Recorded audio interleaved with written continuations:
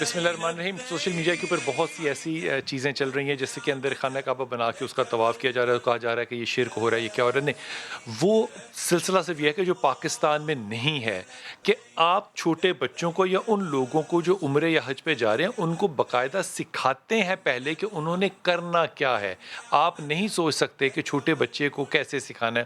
ہمارے یہاں کوئی کہیں گے تو علماء کرام اس پہ ظاہر اپنی رائے دیں گے، یا بڑے لوگوں کو جانے سے پہلے میں نے تو ایسے لوگ دیکھے ہیں پاکستان کے جو کہ خانہ کعبہ میں کھڑے ہو کے پوچھ رہے ہوتے ہیں کہ کعبہ کدھر ہے۔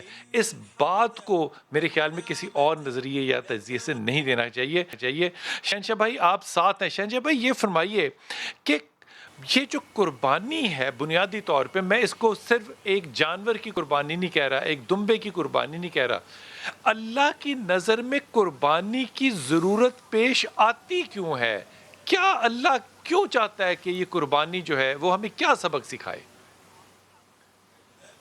جی بسم اللہ الرحمن الرحیم۔ بلال بھائی، فلسفہ حج میں ہمیں چند باتوں سے ایک خاص پیغام نصیب ہوتا ہے اور اللہ کا کرم اس میں ہم پر ظاہر ہوتا ہے۔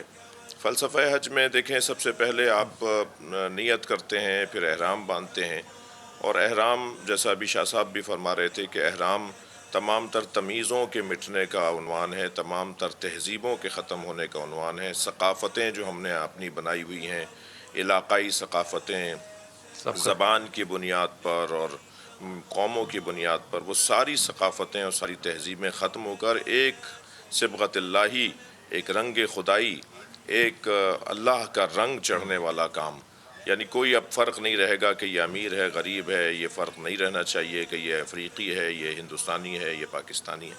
فلسفہ حج کے اندر احرام کے باندھنے کے بعد جب آپ سفر اختیار کرتے ہیں منا کا، اور وہاں سے آپ سرزمین جو ہے مزدلفہ سے ہوتے ہوئے جب آپ منا پہنچتے ہیں، اور پھر عرفات سے آپ گزرتے ہیں، عرفات سے پھر آپ منا میں جب پہنچتے ہیں تو وہ قربانی کی جگہ ہے۔ وہاں آپ کو دو طرح کی قربانیاں دینی ہیں۔ ایک تو مال کی قربانی دینی ہے، کیونکہ جانور جو ہے مال، بعض زبانوں میں، پنجابی، سندھی، سرائیکی زبانوں میں تو مال خود جانور کو ہی کہا جاتا ہے، مال مویشی جی بالکل بالکل بالکل، مترادف کے پنجاب میں طور پر خاص طور پہ استعمال جی کر رہے ہوتے بالکل ہاں ہیں۔ جی ہاں، جی ہاں، مال کی قربانی، اور مال کی تعریف کی ہے المال الذی یمیل الیہ النفس۔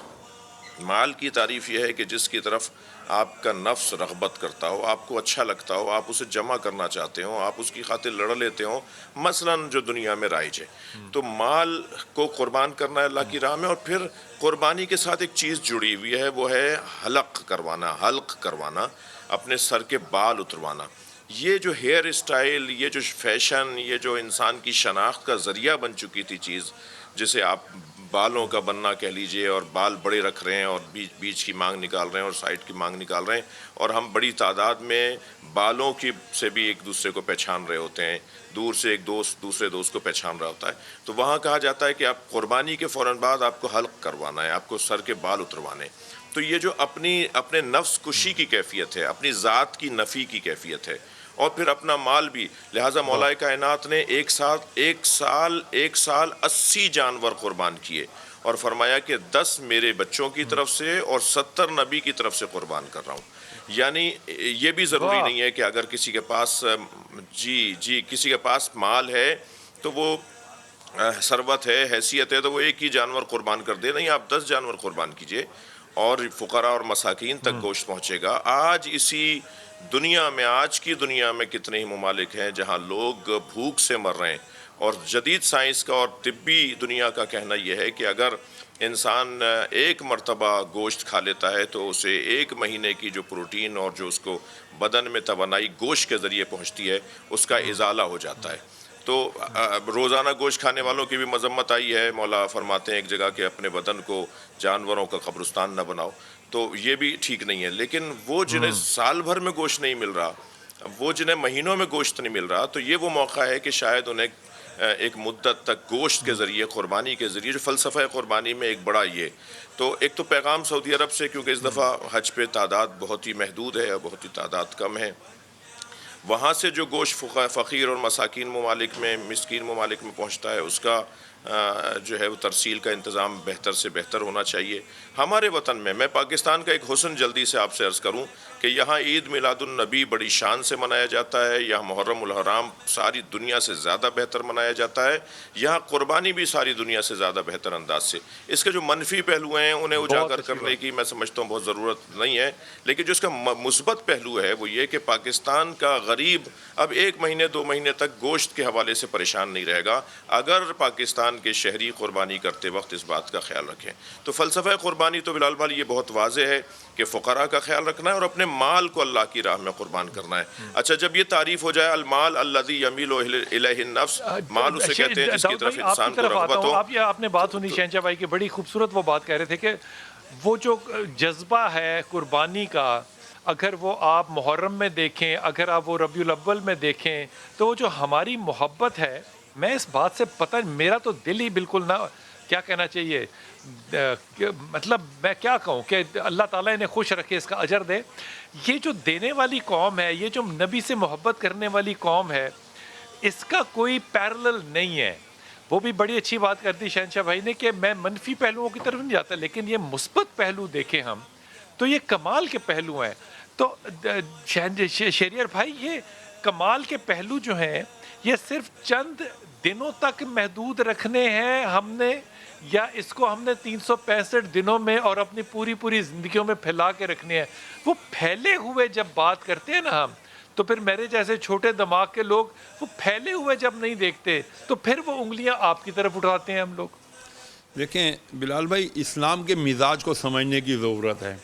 حضور نبی کریم علیہ السلام نے فرمایا کہ جب تم گوشت پکاؤ تو اس میں نا شوربہ زیادہ کر لیا کرو تاکہ اپنے پڑوسی کو بھی پہنچا دو, ٹھیک ہے. اچھا, اسی طرح بعض دفعہ کہا کہ اگر تم گوشت پکاؤ تو اس کی خوشبو کو محدود رکھو. اگر تم پڑوسی کی مدد نہیں کر سکتے تو اس کو محدود کر دو کہ کہیں ایسا نہ ہو پڑوسی کے بھوکے بچوں کی اشتہا بڑھ جائے. اسلام کا ایک اور مزاج یہ ہے کہ ایک شخص صحابی حاضر ہوتے ہیں رضی اللہ عنہ, کہتے ہیں میرا 4 دن سے بیٹا گم ہو گیا ہے, یا رسول اللہ دعا فرمائیے. سرکار علیہ السلام دعا فرماتے ہیں تو ایک اور صحابی آتے ہیں, کہتے ہیں ایسا بچہ تھا؟ اس نے کہا ہاں جی ایسا بچہ تھا. تو وہ باپ ایک دم بھاگتا ہے, آقا علیہ السلام اس کو بلواتے ہیں, ابھی بھاگو مت, رک جاؤ. جب تم اپنے کھوئے ہوئے بیٹے کو دیکھو نا تو اس کو بیٹا کہہ کر مت پکارنا. یا رسول اللہ کیوں نہ پکاروں بیٹا کہہ کے؟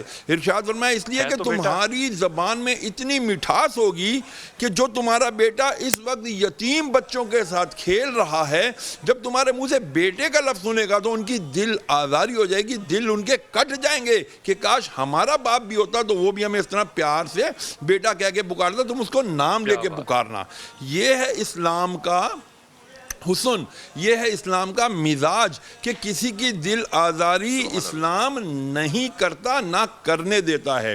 آپ کا سوال بڑا ویلڈ ہے کہ خالی یہ چند دنوں میلاد النبی, ربیع الاول شریف میں, محرم الحرام میں ہم نے جو ہے نا یہ بہت اچھے طریقے سے گزارا, لیکن سارا سال جب ہمارا یہ پریکٹس نہیں چلتی, ہم پھر واپس اپنے پرانی ڈگر پر جب آتے ہیں کہ کیا اے کون گئے, اے کمی کمارے گئے, اسی تو کچھ ہو رہے گئے ہیں. تو پھر یہ چیزیں جب یہ تفاوت جب نبی علیہ السلام نے اسی میدان عرفات میں فرما دیا کہ گورے کو کالے پہ, عربی کو عجمی پہ کوئی فوقیت نہیں, ان اکرامکم عند اللہ اتقاکم والا معاملہ ہے. یہ کرائٹیریا ہے کہ جو اللہ سے زیادہ محبت کرتا ہے, اللہ سے زیادہ ڈرتا ہے, وہی اللہ کے نزدیک زیادہ اکرم ہے.